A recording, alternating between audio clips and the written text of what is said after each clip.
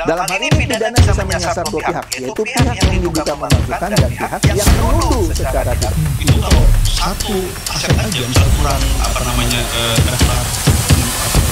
sertifikat.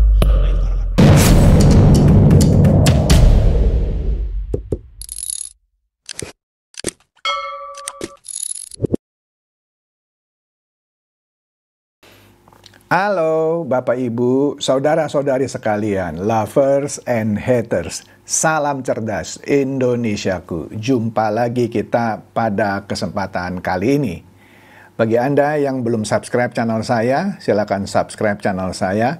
Tekan loncengnya agar Anda dapat notifikasi setiap kali saya mengupload video-video saya.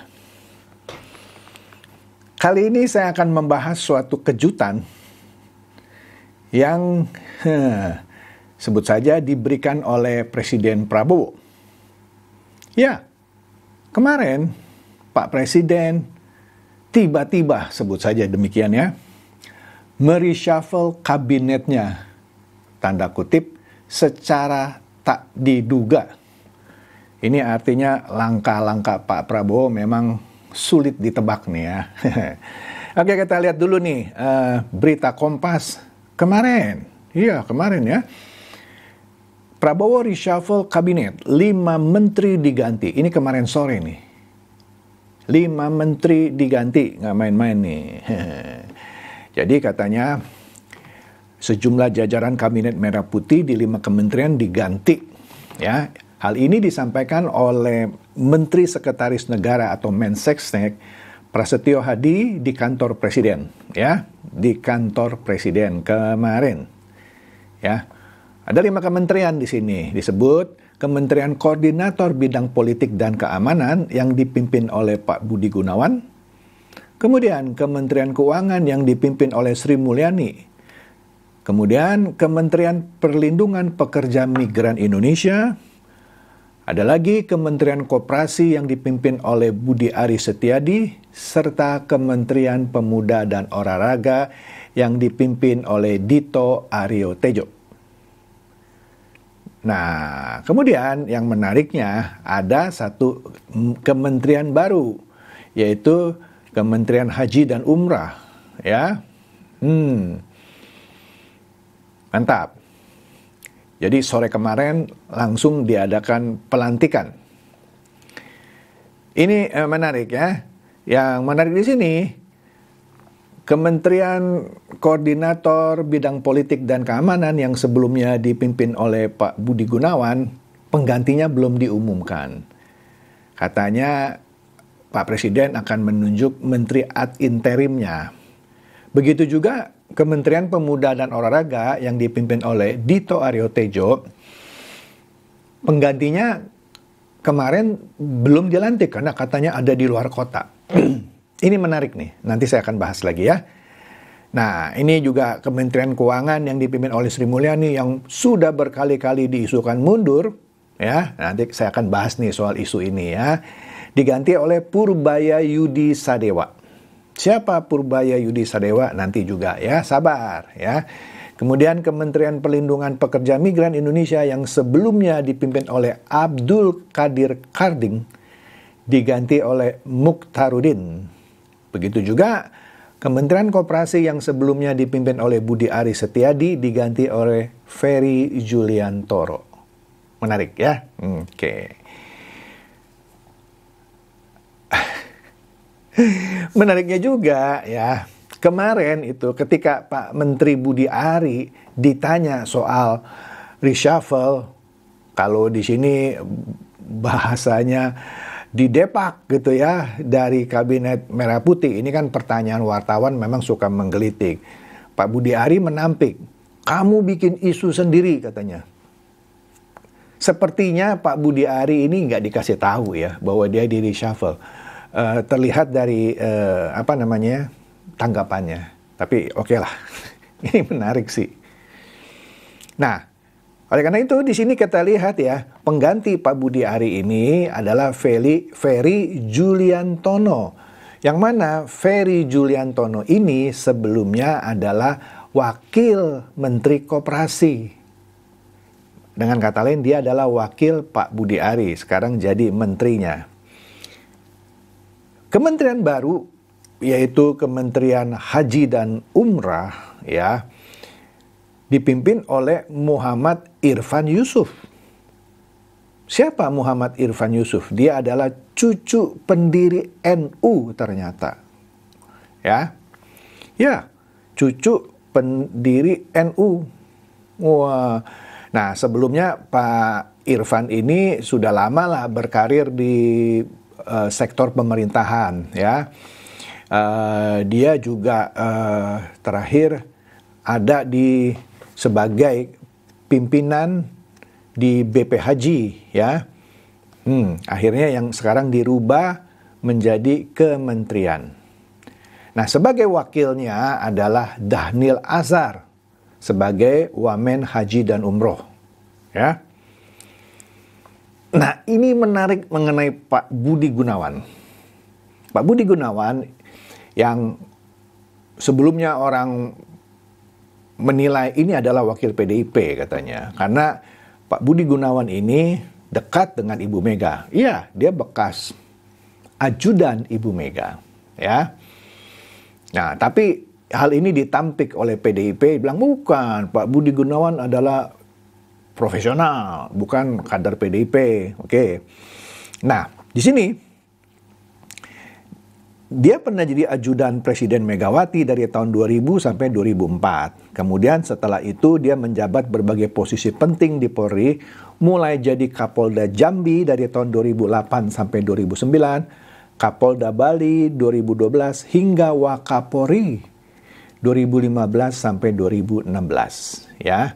Puncak karir dari Pak Budi Gunawan ini adalah ketika dia ditunjuk oleh Presiden ke-7 Joko Widodo sebagai Kepala Badan Intelijen Negara atau BIN di tahun 2016 ya. Jabatan ini terus diemban hingga tahun 2024. Wih, 8 tahun ya. Sebelum akhirnya dipercaya Presiden Prabowo menjadi Menko Polkam. Nah, menariknya ketika posisi Menko Polkam ini sekarang kosong ya, karena Budi Gunawan ini dicopot gitu ya, penggantinya belum nih yang definitif. Nah, Pak Prabowo katanya akan tunjuk menteri ad interim, menteri sementaranya lah gitu ya. Ini diulas oleh Partai Sosmed. Nah, katanya ketika Menko Polkam tidak dilibatkan dalam penanganan demo rusuh tempo hari, seharusnya semua tahu apa maknanya. Kita tahu kan yang memberikan pernyataan soal demo rusuh itu bukan Menko Polkam. Ya, Budi Gunawan ini. Harusnya kan yang memberikan pernyataan ke publik Menko Polkam, tapi justru Menteri Pertahanan, Pak Syafri Samsudin. Makanya Partai Sosmed bilang di sini, sekali lagi, ketika Menko Polkam tidak dilibatkan dalam penanganan demo rusuh tempo hari, seharusnya semua tahu maknanya. Oke? Nah, di sini Pak Prasetyo Hadi, Menteri Sekretaris Negara, menyatakan tadi bahwa pengganti Menteri Pemuda dan Olahraga Dito Aryo Tejo itu masih berada di luar kota, katanya, sehingga tidak bisa menghadiri pelantikan pada hari ini. Artinya, ini benar-benar mendadak. Iya, penggantinya sampai nggak bisa hadir ke Jakarta, ya saking mendadak kali ya. Ya, bayangkan kalau Pak Prabowo menelepon calon penggantinya itu di pagi hari, orang ini lagi ada di, misalnya di Papua. Waduh, cari tiketnya susah itu. Dan berapa jam itu? 6 jam dari Papua. Ini contoh aja. Jadi, dugaan saya, Pak Prabowo tidak memberitahu calon pengganti Menteri Olahraga ini jauh-jauh hari. Ini benar-benar mendadak. Dugaan saya loh ya. Dikatakan lagi di sini, Menpora baru diharapkan fokus pada tugas pokok dan fungsinya serta memastikan pemerintah tetap mendukung olahraga nasional. Ya. Nah, Meskipun Menpora ini kena reshuffle, persiapan SEA Games dinilai tak terdampak signifikan. Nah, sekarang kita bahas detail mengenai isu Sri Mulyani yang sebelumnya berkali-kali dikatakan mau mundur, ya. Kita lihat dulu nih dampak. Nah, ini diksi yang dipakai oleh wartawan beda-beda. Ada yang bilang diganti, dicopot, di reshuffle. Nanti kita bahas lagi tuh ya. Nah, di sini diksi yang dipakai adalah dicopot, ya. IHSG, Indeks Harga Saham Gabungan, langsung anjlok usai RI1 yaitu Pak Prabowo copot Menteri Keuangan Sri Mulyani. Wah, ini diksi pakainya copot. Oke. Nah, Aprilia membuat cuitan bahwa Sri Mulyani memang punya daya tarik kuat di mata investor internasional.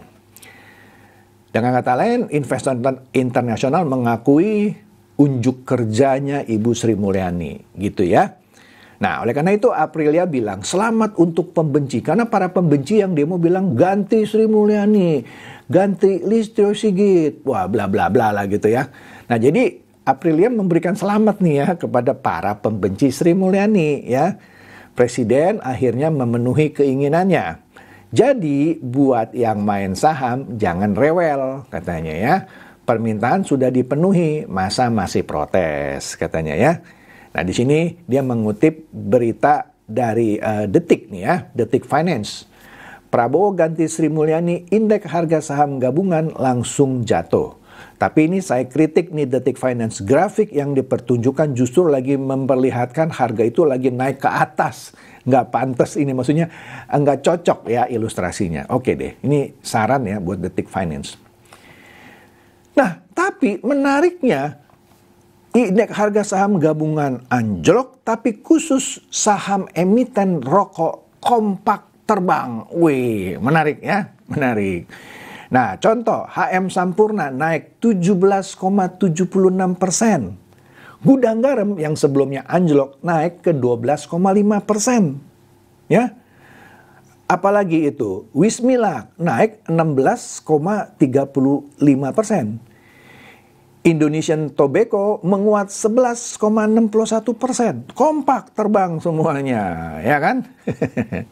Nah, Pak Purbaya, pengganti Ibu Sri Mulyani, dia janji tidak akan rombak kebijakan fiskal Ibu Sri Mulyani. Nah loh, atau dengan kata lain, dia tidak utak-utik kebijakan yang sudah ditetapkan oleh Sri Mulyani. Menarik ya. Orang pikir nih ganti menteri, kebijakan ganti. Enggak diganti, sama ya. Dikatakan di sini di dalam pidatonya, Anda lihat caption yang paling bawah, kalau ada pemimpin baru yang lama diobrak-abrik. Ini ada videonya sih ya, saya nggak tayangkannya.